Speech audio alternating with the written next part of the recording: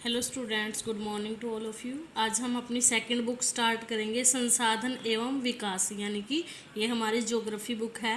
तो इसका हम फर्स्ट लेसन रीड करेंगे, प्राकृतिक संसाधन। प्राकृतिक संसाधन यानी कि भूमि, मृदा और जल।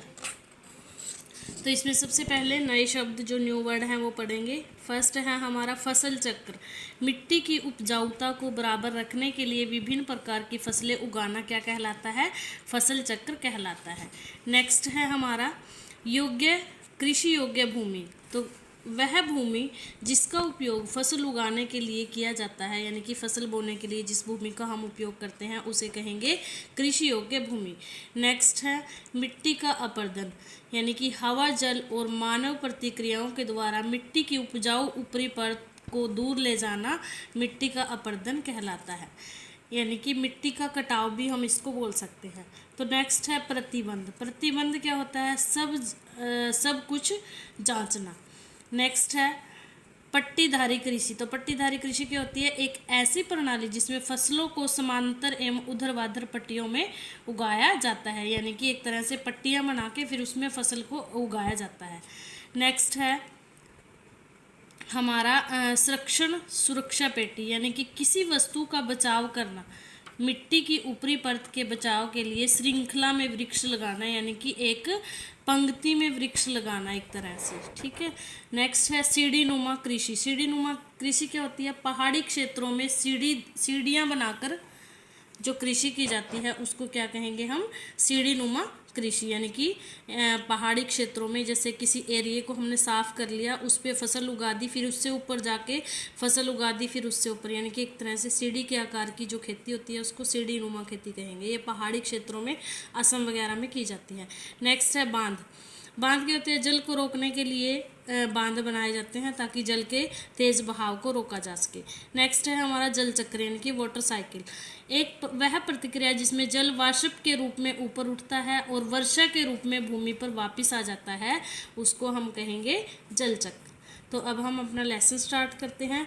भूमि, जल एवं मृदा महत्वपूर्ण स्रोत हैं। ये मानव, जीव जंतुओं एवं पेड़ पौधों को संरक्षण देते हैं। कुछ तत्व सभी संसाधनों को अनियंत्रित करते हैं और इसके अतिरिक्त उत्पादन और उपभोग के गलत तरीकों से बहुत से संसाधन नष्ट हो रहे हैं, यानी कि यदि हम उनको यूज़ करते हैं, गलत तरीके से यूज़ करते हैं, तो वो क्या हो रहे हैं? नष्ट हो रहे हैं। आइए इन प्राकृतिक संसाधनों के बारे में हम जानते हैं। सबसे पहले है हमारा भू संसाधन।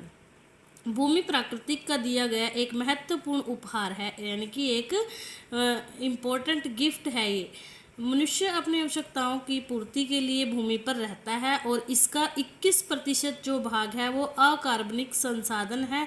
भूमि का प्रयोग विभिन्न कार्यों जैसे फसल उत्पादन, जानवरों का चरना, खाद्यान्न उद्योगों का गठन के लिए किया जाता है और अधिकतर उत्पादन हम भूमि से प्राप्त करते हैं। ज़्यादातर प्रोडक्ट हमें भूमि से ही मिलते हैं। वह मनुष्य के 95% भोजन, वस्त्र, घर और सभी का जो है निर्माण कार्यों के लिए लकड़ी उपलब्ध करवाती है और भूमि का उपयोग मानव के और भौतिक तत्वों पर निर्भर करता है। कुल भूमि का केवल 30% क्षेत्र पर ही आबादी है, बाकी क्षेत्र वीरान है, यानी कि सिर्फ 30% भूमि पे ही मनुष्य रहते हैं, बाकी जो क्षेत्र है वो वीरान पड़ा है, क्योंकि यह पथरीली और जलवायु बहुत गर्म, ठंडी, शुष्क अथवा नमी युक्त है और एशिया और अफ्रीका के रेगिस्तान, ध्रुवीय क्षेत्र और उष्णकटिबंधीय वन इसके उदाहरण हैं। लोग इन क्षेत्रों में रहते हैं, फसल उगाते हैं और वहाँ पे शिकार करते हैं। आर्थिक और मानव तत्व भी इसमें मुख्य भूमिका निभाते हैं। एक तरह से उष्णकटिबंधीय व मध्य अक्षांश ध्रुवों पर भी जनसंख्या निवास करती है, यानी कि यहाँ पे भी जनसंख्या रहती है। फिर भी कृषि युक्त भूमि सीमित है, यानी कि कृषि के लिए भूमि जो है लिमिटेड ही पाई जाती है। कुछ क्षेत्रों में भूमि का उपयोग रेल मार्ग, सड़कें बनाने के लिए किया जाता है। नेक्स्ट है भूमि का उपयोग, यानी कि यूजेस ऑफ लैंड। वन भूमि के उपयोगों में सबसे महत्वपूर्ण उपयोग है। वन मानव की जो है आर्थिक कमी को पूरा करते हैं एक तरह से। नेक्स्ट है भूमि का उपयोग मानव आवास के उपयोग के लिए किया जाता है, यानी कि मनुष्य रहने के लिए भूमि पर अपने घर वगैरह बनाता है। और मानव जल में नहीं रह सकता, मनुष्य जो है जल में नहीं रह सकते, लेकिन जनसंख्या घनत्व अधिक होने के कारण उसे नाव में रहने के लिए विवश होना पड़ता है। जब जनसंख्या बहुत ज़्यादा हो जाती है तो उसको मजबूरन नाव में रहना पड़ता है। भूमि का उपयोग विभिन्न अनुसंसाधनों जैसे कि शोध केंद्र, विद्यालय एवं हॉस्पिटल, अस्पताल वगैरह बनाने के लिए भी हम भूमि का उपयोग करते हैं। भूमि का उपयोग विभिन्न आर्थिक प्रतिक्रियाओं जैसे कि कृषि, खाद्यान्न, उद्योग, शिकार, कृषि के लिए किया जाता है। ये सभी प्रतिक्रियाएं अत्यंत महत्वपूर्ण होती हैं। भूमि की परत पर हमारे लिए भूमि का कुल क्षेत्र सीमित है, यानी कि रहने के लिए जो जिसका हम भूमि का यूज़ करते हैं वो सीमित है, इसलिए हमें भूमि का उपयोग उपयुक्त योजना के अंतर्गत करना चाहिए, यानी कि एक प्लानिंग के अकॉर्डिंग हमें इसका यूज़ करना चाहिए। ऐसा करते समय हमें दो बातों का ध्यान रखना चाहिए, यानी कि वो दो बातें कौन सी हैं? भूमि उपयोग को प्रभावित करने वाले जो दो बातें हैं वो क्या है? फर्स्ट है भूमि का प्रकार और सेकंड है भूमि की समाज की आवश्यकता। भूमि का प्रकार यानी कि किस तरह की भूमि है, और सेकंड है हमारा समाज की आवश्यकता, यानी कि समाज अपनी आवश्यकता के अकॉर्डिंग किस तरह से भूमि का यूज़ करता है। तो नेक्स्ट है भूमि उपयोग को प्रभावित करने वाले तत्व, यानी कि कौन कौन से ऐसे फैक्टर्स हैं जो भूमि को के जो उपयोग है उसको प्रभावित करते हैं। ये जो टेबल दी हुई है मुख्य देशों में भूमि के उपयोग, यानी कि इस टेबल के माध्यम से हमें समझाया गया है कृषि युक्त भूमि कितनी है, चरागाह में कितनी आती है। जैसे ऑस्ट्रेलिया है, ऑस्ट्रेलिया में 6% जो है चरागाह में आती है, 6% कृषि युक्त भूमि है, 56 चरागाह, और 40% वन और अन्य उपयोग के लिए 24% है। ऐसे इस टेबल के माध्यम से अलग अलग देशों का हमें बताया गया है डाटा। तो कुछ तत्व एक समय में देश अथवा निश्चित भूमि के उपयोग को प्रभावित करते हैं।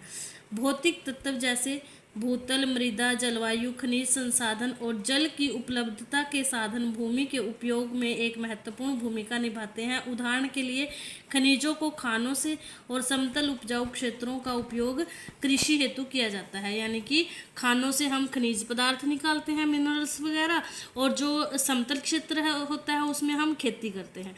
नेक्स्ट है मानव एवं आर्थिक तत्व, ये भी जो है महत्वपूर्ण भूमिका निभाते हैं। उदाहरण के लिए निम्न क्षेत्र में उच्च क्षेत्रों की भांति अयस्क उत्पादन नहीं किया जा सकता।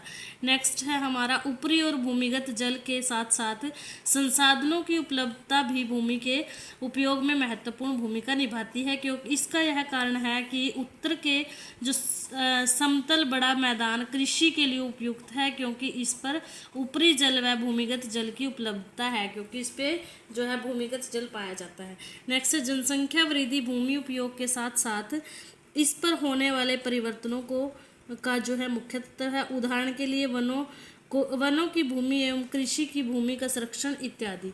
तकनीकी यानी कि तकनीकी भूमि के विकास एवं मानव आवास में एक अहम भूमिका निभाती है। उदाहरण के लिए उच्च भूकंपीय क्षेत्रों में मानव का आवास बहुत ही कम है, यानी कि जहाँ पे भूकंप वगैरह ज़्यादा आता है वहाँ पे मनुष्य जो है कम रहते हैं, वहाँ मानव का आवास बहुत ही कम है। नेक्स्ट है भारत में भूमि का उपयोग। यह भारत का सौभाग्य है कि यहाँ कृषि योग्य भूमि की प्रतिशतता अधिक है। भारत के अधीन जो है भूमि 30% पर्वत, 43% हमारे समतल मैदान है, और 27% पठारी क्षेत्र में बांटा है। भारत की जनसंख्या अधिक होने के कारण यहाँ मानव के लिए अधिक फसल उत्पादन व उद्योगों के लिए अधिक कच्चे माल की आवश्यकता हमें पड़ती है। सभी तरह की भूमि का उपयोग कृषि के लिए नहीं किया जा सकता। फसलों का उत्पादन मानव की आवश्यकताओं जैसे भूमि की उर्वरता और जल की उपलब्धता पर निर्भर करता है, यानी कि जो भूमि अगर ज़्यादा उर्वरता होगी, ज़्यादा उपजाऊ भूमि होगी, वहाँ फसल अधिक अच्छी होगी। नेक्स्ट है हमारा भू संसाधनों का संरक्षण, यानी कि किस तरह से हम इनकी सुरक्षा कर सकते हैं। किसी क्षेत्र की भूमि का उपयोग करने से पूर्व उसकी परिपूर्ण योजना बनाना अति आवश्यक है, यानी कि किस तरह से हम उसको सुरक्षित रख सकते हैं, ये योजना बनाना अति आवश्यक होता है। यह कार्यान्वयन के द्वारा किया जा सकता है। पहला है हमारा वनों एवं मृदा का संरक्षण कैसे कर सकते हैं हम। कृषि की सुविधाएं उपलब्ध कराना, रेगिस्तान के विस्तार का निरीक्षण करना और वैज्ञानिक तकनीकों को अपनाना, वृक्षारोपण करना और भूमि का विभाजन करना, रासायनिक खाद और उर्वरक के प्रयोग की वृद्धि, पशुचारण का निरीक्षण करना।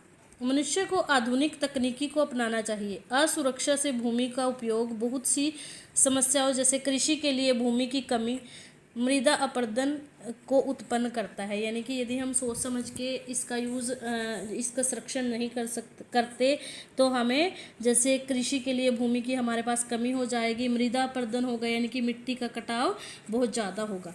मृदा संरक्षण यानी कि सॉइल, मृदा संसाधन यानी कि सॉइल रिसोर्सेज। मृदा प्राकृतिक का सबसे महत्वपूर्ण संसाधन है, यानी कि जो मिट्टी है वो प्राकृतिक का एक बहुत ही महत्वपूर्ण संसाधन है। इसका निर्माण अकार्बनिक पदार्थों एवं छोटी छोटी चट्टानों के जमाव से हुआ है। पृथ्वी की अधिकतर सतह मिट्टी से ढकी है और मृदा की ऊपरी सतह पौधों के लिए अत्यंत उपयोगी होती है, क्योंकि इस पर पेड़ पौधे व सब्जियां उगाई जाती हैं और इस प्रकार मृदा पुनः निर्मित संसाधन है, यानी कि हम इसको दोबारा से प्राप्त कर सकते हैं। और 1 सेंटीमीटर जो मृदा की परत है उसको बनने में सैकड़ों वर्ष लग जाते हैं, यानी कि यदि हमें 1 सेंटीमीटर मृदा बनानी है, उसको मतलब कि प्राप्त करना है, तो कम से कम उसमें सैकड़ों वर्ष लग जाते हैं। ये पुनः निर्मित तो है परंतु इसमें बहुत ज़्यादा टाइम लग जाता है, इसलिए हमें इसकी सुरक्षा करनी चाहिए। यदि यह ऊपरी सतह नष्ट हो गई तो इसे बनाने में हजारों वर्ष लग जाएंगे। नेक्स्ट है मृदा का निर्माण। यह एक धीमी प्रतिक्रिया है। एक पतली सी परत के निर्माण में हजारों वर्ष लग जाते हैं। उपयुक्त प्राकृतिक अवस्थाओं के अंतर्गत इसका निर्माण होता है और प्रत्येक स्थान की मृदा की गुणवत्ता अलग अलग होती है, यानी कि जो मिट्टी है उसकी गुणवत्ता अलग अलग होती है। और मृदा निर्माण में निम्न तत्व शामिल होते हैं, यानी कि मृदा के निर्माण में कौन कौन से तत्व शामिल होते हैं। सबसे पहले है हमारा जलवायु, यानी कि क्लाइमेट। जलवायु अवस्था मृदा निर्माण में प्रत्यक्ष व अप्रत्यक्ष दोनों रूप से भूमिका निभाते हैं। उदाहरण के लिए उच्च तापमान, नमी, रासायनिक संग्रहण इत्यादि। क्षय और अधिकतर अन्य मृदा प्रक्रियाएं गर्म होती हैं और ये प्रतिक्रियाएं धीमी और ठंडे मौसम में रुक जाती हैं और इस प्रकार मृदा ठंडी होती है और फिर वो जो है गहराई में गर्म होती है। नेक्स्ट है हमारा मूल चट्टान, यानी कि निचली चट्टानें जिनमें खनिज होते हैं और अधिक मृदा का निर्माण करती हैं। जो निचली चट्टानें होती हैं जिनमें मिनरल्स पाए जाते हैं, खनिज पदार्थ पाए जाते हैं, वो जो है ज़्यादा मृदा का निर्माण करती हैं। मूल चट्टानें उनको कहा जाता है। और मूल चट्टानों का रंग, बनावट, रासायनिक गुण, खनिज व मृदा की जो पारगम्यता होती है उसका अपना प्रभाव डालती है। नेक्स्ट है दर, यानी कि रेट। मृदा निर्माण की दर अधिकतर तापमान परिवर्तन और वर्षा के ऊपर निर्भर करती है, यानी कि ये तापमान और वर्षा के ऊपर डिपेंड करती है। नेक्स्ट है समय, यानी कि टाइम। मृदा जिसका निर्माण विभिन्न प्रतिक्रियाओं द्वारा लंबे समय से होता है वह गहरी और पूर्ण विकसित होती है। जो मृदा शीघ्र नष्ट हो जाती है अथवा जल एवं वायु द्वारा लंबे समय तक सुरक्षित नहीं की जाती वह कम विकसित होती है। तो आज के लिए इतना ही। आपने ये लेसन केयरफुली रीड करना है और इसमें से जो न्यू वर्ड्स हैं आपने वो अपने केयरफुली यानी कि समझना है उनको और अपनी कॉपी में राइट करना है और लर्न भी करने हैं। और इसके साथ साथ जो डिफ़िकल्ट वर्ड है वो आपने फाइंड आउट करने हैं, अंडरलाइन करना है उनको पेंसिल के साथ और राइट करके देखने हैं। अगर किसी की क्वेरी हो तो पूछ सकते हो। Thank you, have a nice day.